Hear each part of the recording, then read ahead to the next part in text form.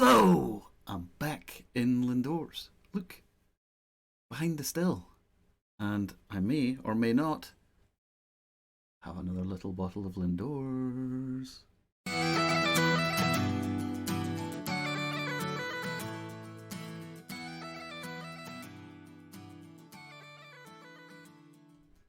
Yo, what's up? Right,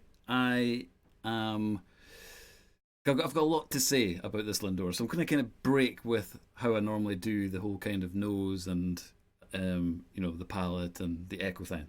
I'm just going to jump straight in and just sort of tell you about this Lindor's malt that I've picked up.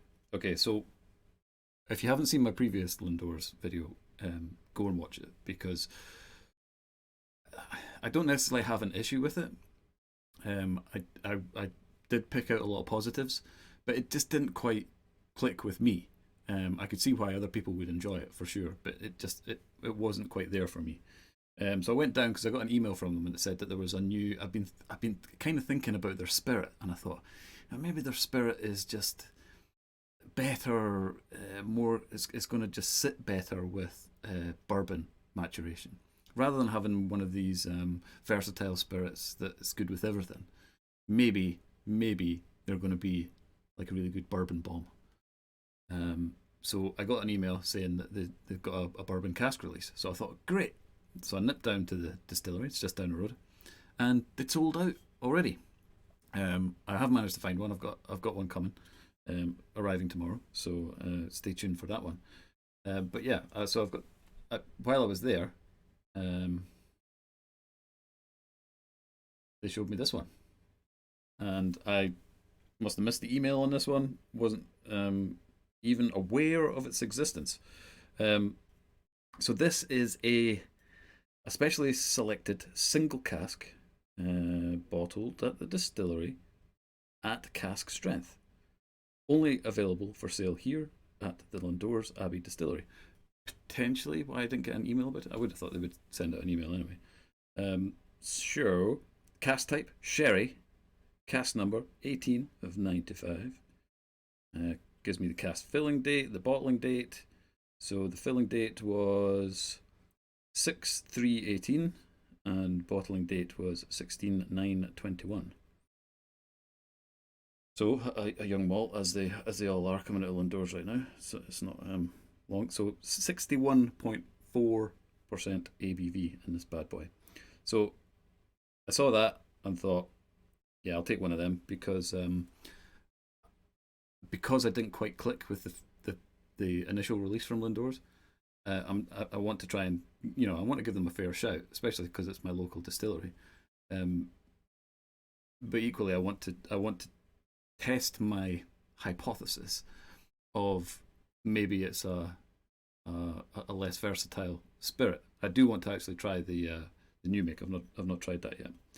So this one looked interesting, and I thought, wow, it's really going to pack a punch. 61.4, sherry cask, right up my alley. Love my Glendronach, Glenallichys, my my Glenfarclas, like the 105 is one of my staples. So I thought this is going to be good. And that brings me I'm just going to get straight into the kind of story, my journey so far. So if I was like there in the bottle and I was doing this review, it would be so much different, totally different, and potentially verging on the negative. So as soon as I opened this and I smelt it,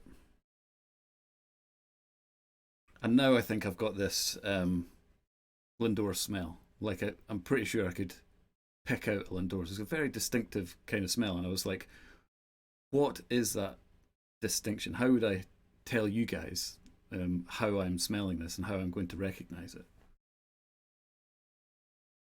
And for me, it's definitely comes down to like the sort of sour plumes. I don't know if Americans will get sour plumes, so it's like a little green, sweetie, boiled sweet candy in the UK, which is apple but sour, so sour apples. But mixed with that, it's got this kind of wood, so it's almost like a slightly sour, funky wood thing going on. And then I was analysing that smell a little bit earlier, and I came to a pretty decent conclusion of like what I think it is, and it's pencil shavings. Yeah, so sewer plumes kind of got that funkiness uh, going on there. Pencil shavings, and I thought, oh, here we go, because I was really struggling to get past that when I just had the sort of neck pour and I was working my way down. As I've worked my way down, it has opened up a bit, and tonight I was just blown away by the nose.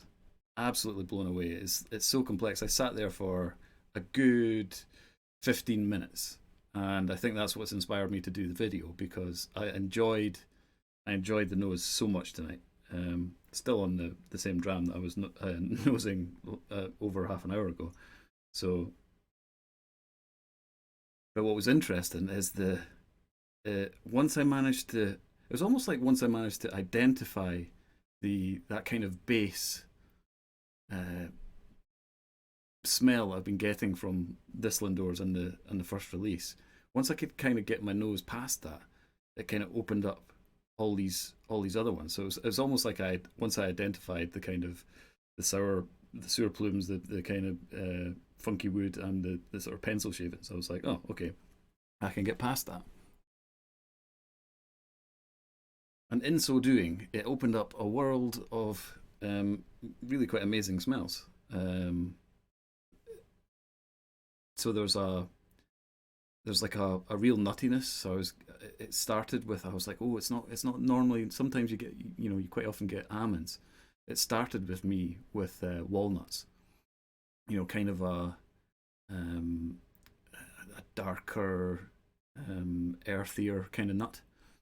The almond's a bit of a sweeter kind of smell, but then it did lead into a more almondy smell, and then it led into marzipan, which then led into Battenberg cake. It was just like, it was such a nice journey to go through on the nose. I'm still getting that. Still getting big Battenberg cake. And I don't know if you get them in America either. I'm sure you must do. It's the pink and yellow square like window thing with marzipan round it.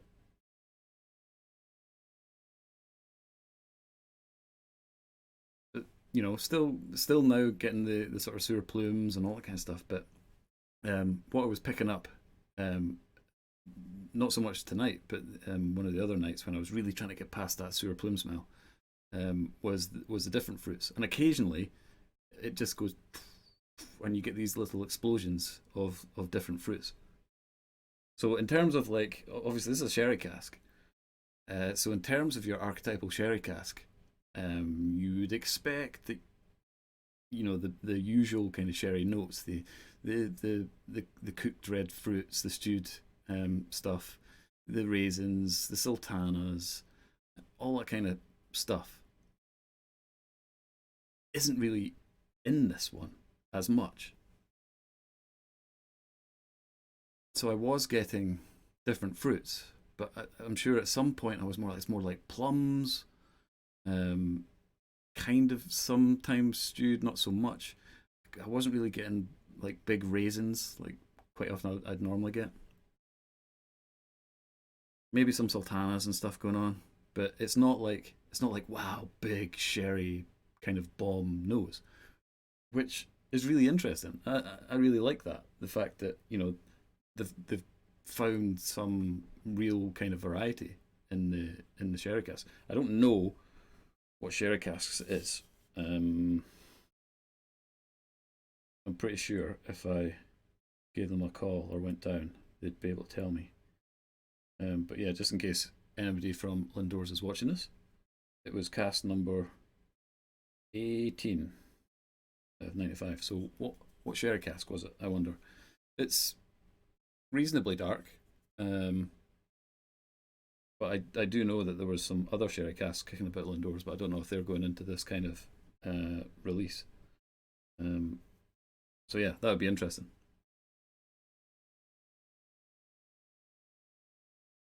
So what I would say on this is the nose is just like incredible, but give it a little while, give it some breathing room, give it a chance.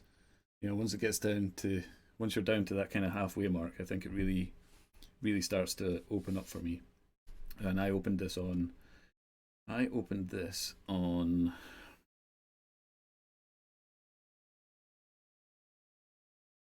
last Wednesday, so it would have been almost a week ago. So I've had a fair bit out of it. So, yeah, palate.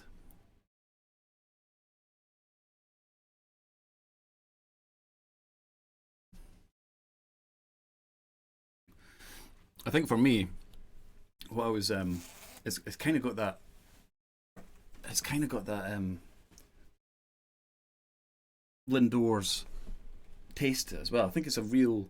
I'm looking forward to trying the raw spirit because I think it must be pretty punchy. It must be um, quite unique to, unless it's just interacting with the cask or casks a funny way because I definitely feel like the limited amount that I've had of Lindores, I feel like I could pick it out.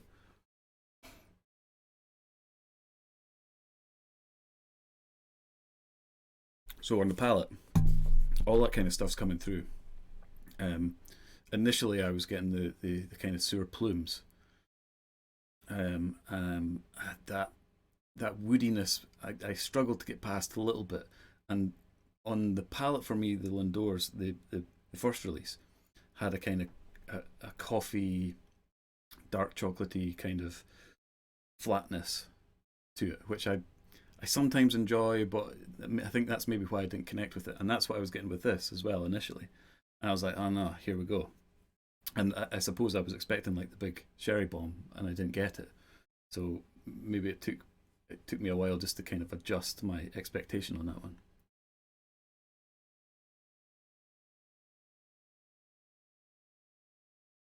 Now I'm getting a little bit of smoke on the nose as well, almost a little bit of char, and it's almost like a bit of cigar on the palate now as well. So it's really opening up. There's really a lot going on. So when I first tried it, like I said, I struggled to get past those initial flavors, and then as it's opened up, or even as it was kind of even when I was struggling to get past those, I was still getting the sort of plums, red fruits coming through just in tiny little bursts. But I kind of felt like it was dominated, and now it isn't. I think it's much better balanced. So it's one of these malts that obviously changes with a little bit of airtime. Contentious subject, I know. See my previous videos on oxidization.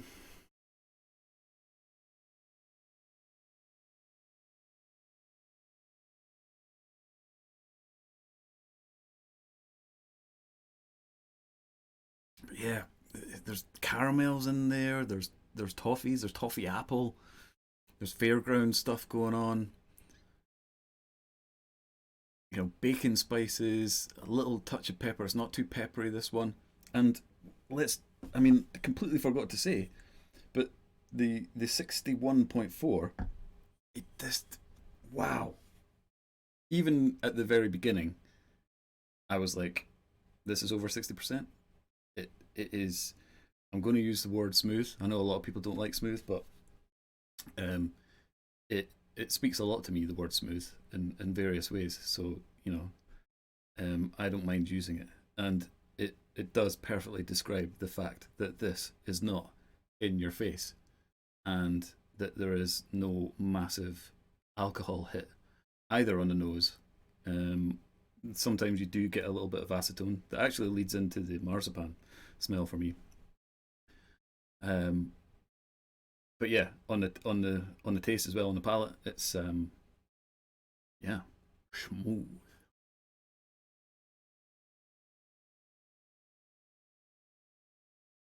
Really getting much more in the way of the complex sugar notes, sweet notes.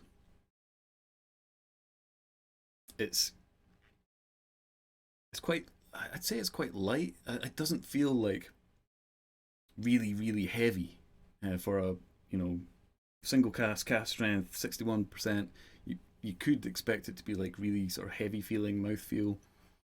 It is oily. I can feel it on my lips, and I'm licking my lips.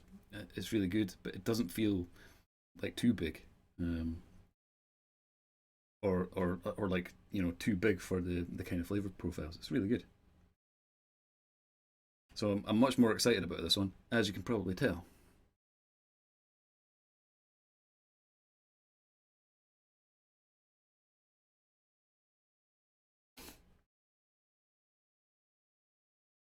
So I mixed that one about a little bit, and the citrus is coming through, a little bit of pepper. It's it's almost more of a chili heat, I'd say. There's not that much numbing, so it's not Szechuan. A sort of more of a sort of black pepper or like a chili kind of heat, more in the back of my tongue. Really, really good. And I'm I'm just astounded. Like I can't, if if I had done this review when I first got it and did a first impressions, I wouldn't have been that impressed. I really wouldn't have. And it's amazing how that can happen. How just with a little bit of airtime, a little bit of perseverance, a little bit of almost concentration in a way, because this is quite a complex malt. I don't know if many people are going to be able to get it, because well, it says on the label that you can only get it in the distillery. So when I was there, they had I think at least I'm going to say about 2 dozen bottles on the old shelf there. So perhaps there's still a couple left. I don't know. Maybe better to phone before you go. But I can definitely recommend this one. Much more than the first release. Obviously, I'm a fan of single cask and cask strength and sherry casks. So this one should have been right up my street, but it was not initially. So if you don't connect with this one straight away and you're a big sherry fan, don't worry about it. I think you'll probably, if you're anything like me, you're kind of gonna grow to love this one. It's definitely a grower. Yeah, I'm really really connecting with this one now, and I'm really looking forward to the bourbon one coming as well. Because I had this feeling that the spirit that I think that I'm tasting, you know, through Lindores. It's obviously these are young malts, so the cask has had less influence. So I feel like these are, um, a good way to kind of get to know a spirit from without actually just trying the new make, which I will go down. I think I spotted it actually when I was in the distillery, but I didn't pick one up. Oh, that's what I should say. So it was £69. So that added to my sort of disappointment a little bit, because £69 is a lot of money. It's a young malt, non-age statement, all the rest of it. But single cask, high ABV, all the good stuff. Um, so I'm willing to take a punt on stuff like that, for that kind of money. And I, it's been such a roller coaster with this one. I think it's been worth it. So I would recommend that people go and get one if you can. So I suppose I can kind of do a little bit of an echo with this one as well. It's a really interesting one when I think about the residual flavors and what comes back, because there is that element that I'm kind of attributing to Lindors. There's that almost flat. It's a weird way to describe a taste, I know, but that kind of level thing, that level flat plateau of almost the chocolate and the coffee, slight bitter dryingness. It's there's definitely a dryness there, but it's quite good because it makes you lick your lips to get the oil, and then it's just kind of moreish as well, and you kind of want to take another sip of the dram. There's a slight ash. It's maybe that cigar ash coming back, but there is sweetness. There is a nuttiness. as well. So there's a lot going on. There's a lot coming back to me, and I love that. And I've got massive respect for any dram that stops me in my tracks from tasting it, and I'm just nose in the glass for 15 minutes. That's kudos. That's something that's going to get my attention and spark my interest. So I'm so happy that I can actually wax lyrical about a Lindores. I still don't think this will be to everybody's taste. I mean, if you're like a big Sherry Bomb fan and you're expecting, a Glenallachie or a Glendronach or a Glenfarclas, then this ain't it. This is very different. So yeah, don't put those expectations on this bottle. Just go into it with a clear slate and see what happens. Right, guys. Well, looking forward to the next one. Slàinte.